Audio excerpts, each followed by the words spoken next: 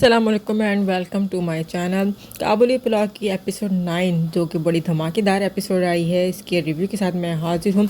Episode के start में बस इतना दिखाया है कि कयूम जो है वो गफ़ार के घर जाता है यही बात करने के क्या हाजी साहब वाकई में उससे वादा करके गए थे कि गाड़ी दिलाएंगे वो उसको।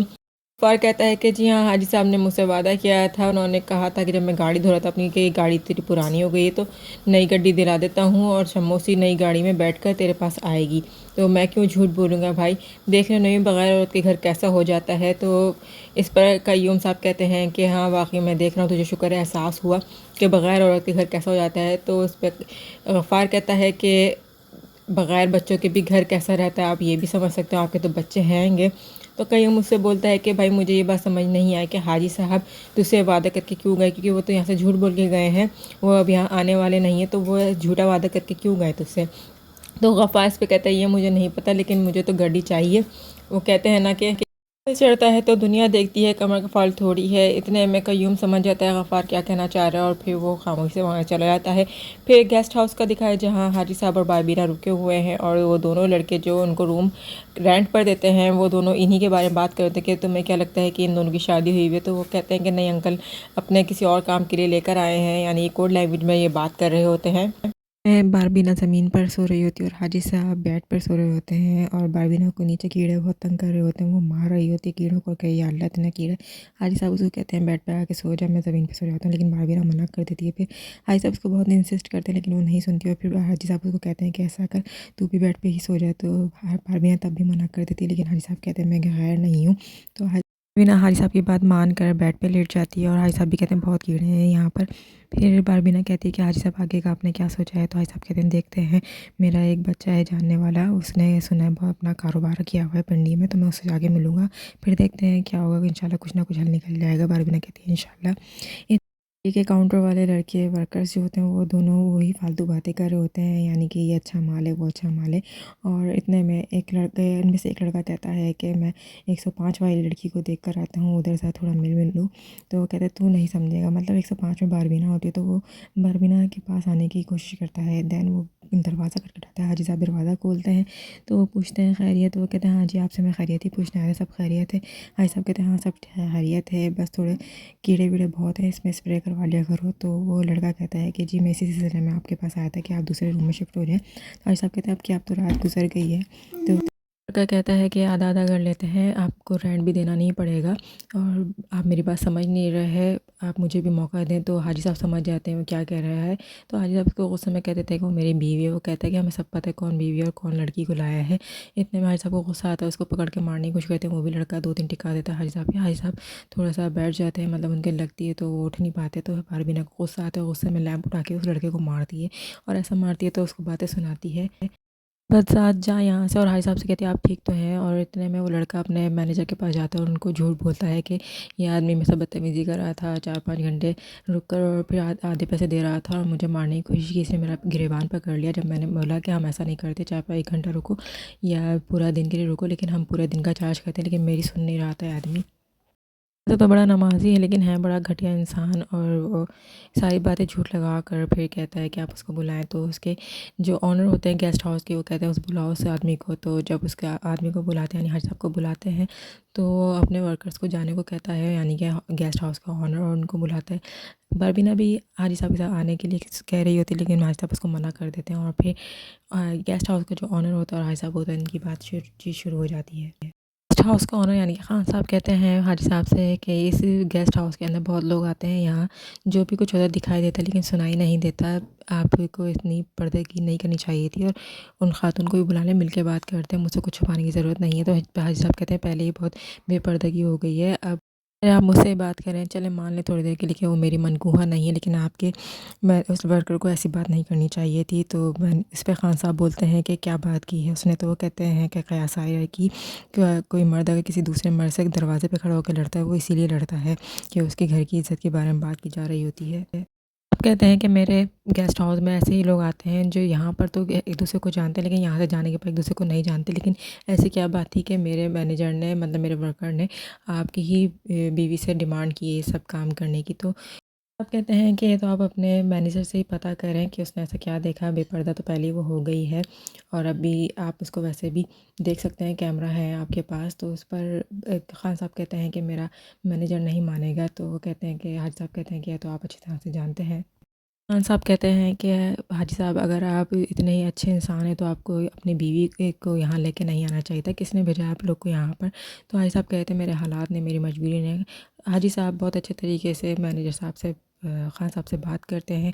इवन ये कि आज बारबीना ने बहुत अच्छे तरीके से ही काम किया। ठीक है, गफ़ार के घर शम्मो आ जाती है अपना सामान लेकर और गफ़ार उसको चीखता चिल्लाता है कि यहाँ से जा वरना तुझे जान से मार दूँगा। तो शम्मो वहीं बैठ जाती है, कहती है मार दूँ मुझे जान से। वो डंडा उठाता है, उसे मारने की कोशिश ही करता है कि एक लड़की इसके घर से बाहर निकलती है और वो कहती है कि पहले मुझे जाने दे, उसके बाद जो करना हो कर लियो। तो शम्मो उस लड़की को देख के परेशान हो जाती है और वो रोना-धोना मचा देती है। जब वो रूम में जाती है तो देखती है कि बिस्तर की चादर भी बिखरी हुई है। तो वो समझ जाती है कि कोई गैर औरत उसकी गैर मौजूदगी में आ रही थी गफ़ार के साथ और गफ़ार उसके साथ ही रहता था। तो वो बहुत रोती है। साहब हाजी साहब की बातों से बहुत इंस्पायर होते हैं, उनको अपने घर ले जाते हैं, कहते हैं मेरा ही घर है, आप परेशान ना हो। और ऊपर का पोर्शन दिखाते हैं कि अच्छे से आप ये देख लें, अगर आपको पसंद आए तो मुझे बता दीजिएगा। और फिर इनके घर में किसी शोर शराबे की आवाज़ आने लगती है। जब खान साहब नीचे जाकर देखते हैं तो इनकी बेटी और बहू लड़ रहे होते हैं। तो उस पर वो कहते हैं कि ये क्या लड़ाई झगड़े हो रहे हैं। तो इनकी बेटी कहती है इसको समझाएं, यही फालतू के गाने गा रहा है, शोर कर रहा है घर के अंदर। तो इनका दामाद कहता है कि अच्छा, मेरे गाने गाना तुम्हें शोर लगता है? तो इनकी बेटी कहती है कि हाँ, तो मैं जैसे तुम्हें मेरी खामोशी बोर करती है, इस तरह तुम्हारे गाने जो है शोर लगते हैं। तो इस पर खान साहब कहते हैं अपने दामाद को कि तुमसे एक बीवी संभाली नहीं जाती। तो उनकी बेटी कहती है कि हाँ, आप तो तीन तीन संभाल रहे हैं। तो खान साहब कहते हैं कि ऊपर के पोर्शन में किराए पे दे रहा हूँ, इसलिए घर में खामोशी रखो। और फिर इनका दामाद कहता है मैं जा रहा हूँ घर छोड़कर, इस बीवी को छोड़कर। तो उस पर खान साहब उसको गुस्सा करते हैं, कहते हैं वो तुम्हारी शादी तो मैं बर्दाश्त कर रहा हूँ, लेकिन तुम्हारी तलाक बर्दाश्त नहीं करूँगा, इसलिए कोई तलाक नहीं होगी, तुम इसी घर में रहोगे। यानी इन दोनों को काफ़ी फ़नी सा दिखाया गया है। इनके लड़ाई झगड़े काफ़ी अच्छे एंटरटेनिंग से हैं। आगे चल के शायद ये दोनों और एंटरटेन करें और काफ़ी शरीफ से लग रहे हैं दोनों। देखिए, शम्मो गफ़्फ़ार को नाश्ता बना के देती है। तो उसको कहती है कि रोज़ यहाँ अगर एक नई लड़की आएगी तो मोहल्ले वाले बातें बनाएंगे, बदनामी होगी। तो उस पर गफ़्फ़ार कहते हैं नहीं, रोज़ एक ही लड़की आती है यहाँ पर, वो बारबीना। और शम्मो को हराने की कोशिश करता है। मतलब ये इंतहाई ठरकी और बदतमीज़ किस्म का इंसान है, जो ना सिर्फ शम्मो को परेशान करे बल्कि इनके पूरे घर को परेशान कर रहा है। नेक्स्ट ये दिखाया गया है कि खान साहब भाई साहब से पूछते हैं कि आपको घर पसंद आया? तो भाई साहब कहते हैं हाँ, घर तो बहुत अच्छा, बहुत शानदार है, लेकिन इसका किराया देने की मेरी औकात नहीं, मतलब मेरे पास इतने पैसे नहीं है मैं किराया दे सकूँ। तो खान साहब कहते हैं वो भी मैनेज कर लेंगे, लेकिन आप घर को पसंद करें, बस शिफ्ट हो जाएँ, यहाँ पे हर चीज़ की सहूलत मौजूद है। बस मेरे पास जो है खुदा का दिया सब कुछ है, मतलब 4 गेस्ट हाउस हैं, 2 मरी में, 2 पिंडी में है। बहुत पैसा आता है, लोग पैसा दे दे के जाते हैं वहाँ पर, लेकिन मुझे एक मज़हबी इंसान चाहिए, मतलब जो हमारे घर को सुधारे, हमारे अंदर कुछ बरकत लेकर आए हमारे घर में। क्योंकि मेरे के पोर्शन में मेरी बेटी और दामाद रहते हैं, तो मैं चाहता हूँ उनको थोड़ी तमीज़ आए और थोड़ा कुछ सीखें आपसे।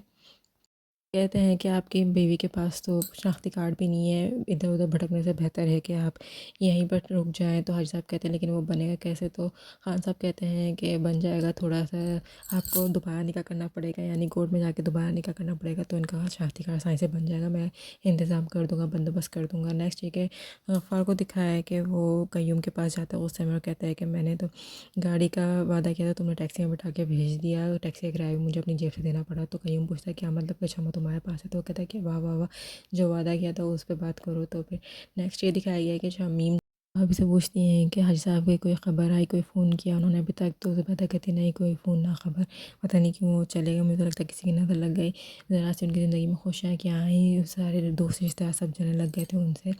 बेचारे ने अपने लिए कुछ भी नहीं रखा, सबको सबको सपोर्ट किया, लेकिन उनके पास सिर्फ अपने लिए कुछ था भी नहीं सिवाय कपड़ों के अब तो। लेकिन फिर भी सबके सब उनसे जलने लगे, उनके लिए हाथों में पत्थर उठा के खड़े हो गए। कय्यूम का फ़ोन आता है तो ज़ुबैदा भाभी उसको पूछती हैं कि क्या हुआ? तो कहती है आयशा के घर गई थी छम्मा मुझे बताकर, मुझे तो नहीं पता, अगर वो कहीं गफ़्फ़ार के घर गई है। तो फिर कय्यूम जो है गफ़्फ़ार को समझाता है कि ज़ुबैदा को भी नहीं पता, वो उसके पास आयशा का बहाना करके गई थी। तो कय्यूम का गफ़्फ़ार कहता है कि तो फिर उसी के पास जाके रहे शम्मो, मेरे पास क्यों आई? यूँ कहता है कि एक काम कर, तू एक ही बार उसका गला दबा के उसको मार दे जान से। तो गफ़ार कहता है ये काम मैं क्यों करूँ, उसके भाइयों को करना चाहिए ना।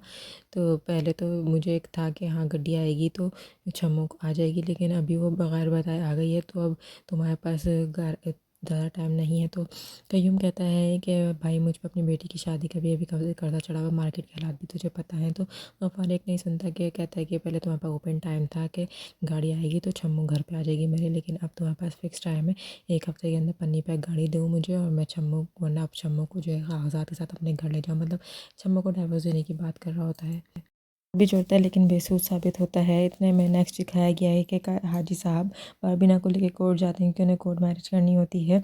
इनके एनआईसी लेता है बारबीना का पास अफ़गानिस्तान का इमिग्रेशन एनआईसी होता है। वकील इनको बताता है कि हम इस काम के 25 से 30 हज़ार लेते हैं, लेकिन हयात साहब के रेफरेंस आए आप लोग आपके लिए सिर्फ 20 हज़ार लेंगे। और बारबीना से पूछते हैं कि आपको उर्दू आती है, तो बारबीना कहती है थोड़ी थोड़ी। तो उस पर कहते हैं कि क्योंकि यहाँ पर जो मजिस्ट्रेट होता है वो आपसे भी सवाल पूछेगा, वैसे खातून से ही सवाल पूछे जाते हैं ज़्यादातर, और इसलिए आपको उनको अपने जवाब देने होंगे। अगर आपकी इंटरव्यू कामयाब हुआ तो फिर आपको जो है वो इजीली आपका निकाह एक्सेप्ट कर लिया जाएगा, और अभी हम मौलवी को बुला के आपका निकाह पढ़ाएंगे और डॉक्यूमेंट रेडी करने हैं।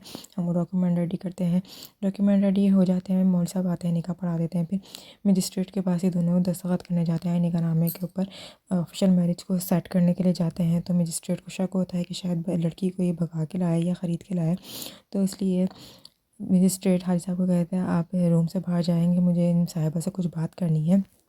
स्ट्रेट बार से पूछता है कि तुम्हें पता तुम यहाँ क्यों आई हो और तुम अपना बयान रिकॉर्ड कराने आई हो कि तुम ये शादी अपनी मर्ज़ी से करी, तो यहाँ पर कोई ज़ोर ज़बरदस्ती नहीं है। तो बारबीना कहती है जी मैं अपनी मर्ज़ी से करी, मेरी ख्वाहिश है। तो फिर मजिस्ट्रेट कहता है तुम्हारे घर वाले कहाँ हैं, तो वो कह देती है कि वो यहाँ पर था पहले लेकिन वो वापस चला गया अपने मुल्क। तो फिर मजिस्ट्रेट मजीद उससे पूछते हैं क्योंकि ये आदमी तुम्हारे बाप की उम्र का है फिर भी तुम इससे शादी कर रही हो। तो बारबीना कहती है जी शायद मेरी मर्ज़ी है, मेरा ख्वाहिश है ये।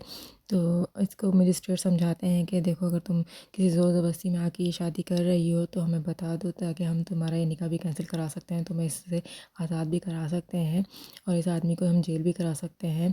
तो कह देती है कि नहीं मेरी मर्ज़ी, मेरी ख्वाहिश है इससे शादी करना। तो मजिस्ट्रेट इसको पूछते हैं कि तुम हमें बता दो कि ये तुम्हें कितने में ख़रीद के लाया, कहाँ से लेकर आया। तो बारबीना कहती है इतना प्यार है, इतना मोहब्बत है और इतना मुश्किल, इतना कुर्बानी, इतनी इज़्ज़त।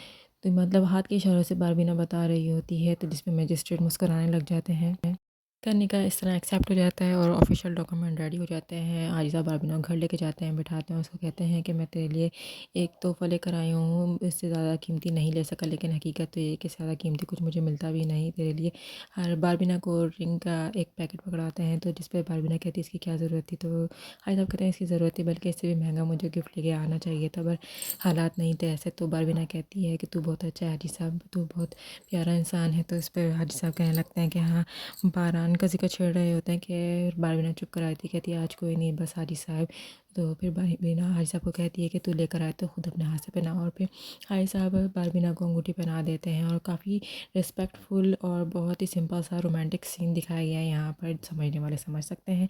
नेक्स्ट डे के शम्मू भी अपना गोल्ड ज्वेलरी देख रही होती है क्योंकि वो उसने भी अपनी शादी के लिए गोल्ड ज्वेलरी तैयार की होती है, और वो फिर अपने किसी दोस्त से फ़ोन पर बात करती है और कहती है कि नहीं तेरी याद नहीं आई थी, मैं तो तुझे रोज़ याद करती हूँ, बस मसरूफ़ रहती हूँ और सोने के क्या भाव चल रहे हैं। मतलब ये कि शमीम जो है अपना गोल्ड बेचने का सोच रही होती है। देखिए हाजी साहब और बारबीना जब घर जाते हैं, मतलब खान साहब वाले घर जाते हैं, तो वहाँ देखते हैं कि उनका दामाद बैठा फजूल के गाने गा रहा होता है। तो वो लोग खैर अपने पोर्शन में ऊपर की तरफ चले जाते हैं और उनकी बेटी जो है आकर देखने लगती है कि ये दोनों कौन है। तो हाजी साहब और बारबीना खैर आराम करते हैं और फिर नेक्स्ट सुबह हाजी साहब बारबीना के लिए नाश्ता तैयार करते हैं। बारबीना बोलती भी है कि आप क्यों बना रहे हो, मैं करती हूँ, लेकिन हाई साहब उसको कहते हैं नहीं सुकून से बैठो, आराम से बैठो, नाश्ता कर। तो फिर हाई साहब उसको कहते हैं देख हमारी कल ही शादी हुई है, मतलब ऑफिशियल मैरिज हुई है, तो हमारे यहाँ का एक रिवायत है, तेरे यहाँ क्या होता है ये नहीं पता, लेकिन हमारे यहाँ ये रिवायत है कि दुल्हन के घर से पहली सुबह जो है वो नाश्ता आता है और उसको सर्व जो है वो दूल्हा के घर वाले करते हैं। अब मेरा और तेरा तो यहाँ कोई है ही नहीं, तो इसलिए मैं खुद ही ये सब कर रहा हूँ, मतलब शादी की रसूमात को अदा कर रहे होते हैं। खैर आज के एपिसोड में यही सब दिखाया है। बारबीना ने जो काम किया वो भी बहुत अच्छा किया, हाई साहब ने तो खैर हमेशा अच्छा करते हैं। तो अगर आपको हमारा चैनल पसंद आया, वीडियोस अच्छी लग रही हो, तो हमारे चैनल को सब्सक्राइब कर दें। इसी के साथ ही अल्लाह हाफ़िज़।